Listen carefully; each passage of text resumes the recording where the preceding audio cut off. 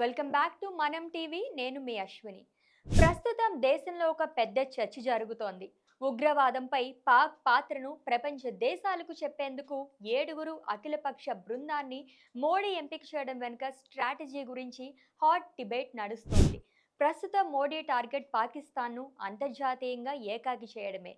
Operation సింధూర్తో పాకిస్తాన్కు చుక్కలు చూపిన భారత్ ఇకపై దౌత్యపరంగా కూడా పాక్కు పెద్ద షాకే ఇవ్వబోతోంది. అసలు పాకిస్తాన్ ఎలాంటి దేశం? వారు చెప్పే మాటలకు, చేతలకు అసలు సంబంధం ఉందా అన్న విషయాలను ప్రపంచ దేశాల దృష్టికి తీసుకెళ్లబోతోంది. అలాగే ఆపరేషన్ సింధూర్ జరిగిన తీరు ఇలాంటి విషయాలను ప్రపంచ దేశాలకు వివరించబోతోంది భారత్.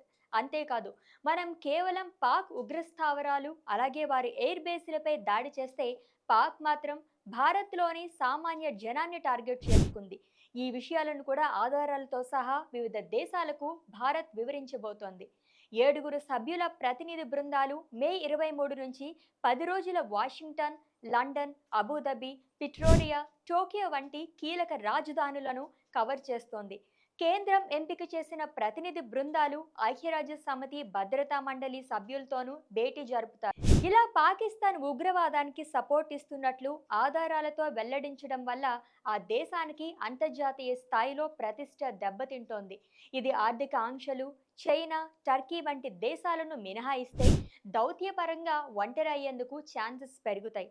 ఒకవేళ భవిష్యత్తులో పాకిస్తాన్పై పూర్తి స్థాయి యుద్ధం చేసే పరిస్థితి వస్తే ఏ దేశం కూడా అడ్డు చెప్పకుండా స్కెచ్ రెడీ చేస్తున్నారు.